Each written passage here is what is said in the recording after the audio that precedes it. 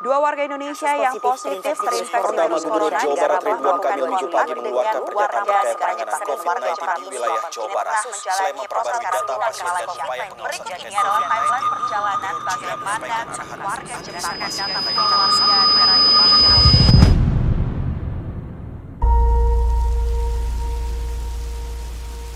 Konfirmasi positif yang kita temukan sebanyak 1.639, sehingga totalnya menjadi 86.521 spesimen. Bahwa yang Jepang ini ke Indonesia bertemu dengan anak yang anaknya ibu tadi yang berumur 31 tahun dan ibunya yang berumur 64 tahun, dua-duanya positif corona itu ada di Indonesia, di sini. Jumlah pasien positif virus corona di Indonesia terus bertambah. Positif virus corona bertambah menjadi 134 kasus. Terinfeksi virus corona atau COVID-19 kembali bertambah. Hingga Sabtu 21 Maret total 450 orang dinyatakan positif COVID-19 dengan 38 kasus meninggal dunia dan 20 orang dinyatakan sembuh. Sekarang ini yang paling penting yang perlu dilakukan adalah bagaimana kita mengurangi mobilitas orang dari satu tempat ke tempat yang lain. Sampai saat ini, dunia masih terbelenggu dengan adanya pandemi COVID-19 yang memaksa tatanan hidup masyarakat untuk berubah. Pada akhirnya, semua manusia dituntut hidup berdampingan dengan makhluk tak kasat mata yang bernama COVID-19.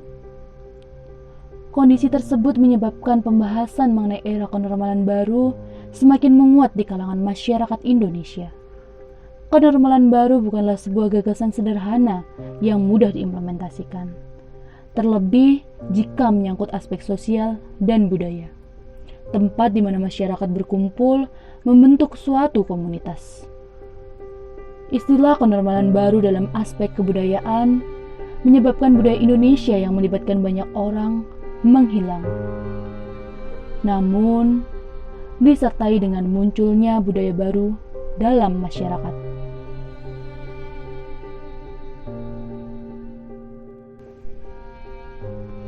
Banyak tempat-tempat yang dahulu sering digunakan sebagai tempat berlangsungnya acara kebudayaan.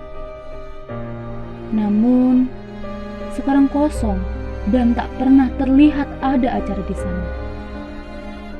Menurut salah satu perwakilan Koalisi Seni Indonesia, dalam salah satu artikel Kemdikbud, terdapat 58.000 seniman terdampak dan beberapa acara dibatalkan sejak adanya pandemi COVID-19. Selain itu, hadirnya budaya baru dalam era kenormalan baru berupa budaya 5M, memakai masker, mencuci tangan pakai sabun dan air mengalir, menjaga jarak, menjauhi kerumunan, serta membatasi mobilitas dan interaksi, ternyata belum sepenuhnya dapat diterapkan di masyarakat. Masih banyak masyarakat yang abai dengan hal itu.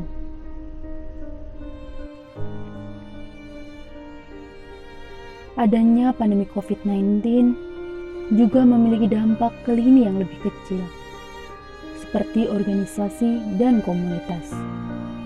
Mereka menjadi terhambat ruang geraknya. Mereka pun turut dituntut untuk menyesuaikan keadaan dan merubah kegiatannya menjadi kegiatan dalam jaringan.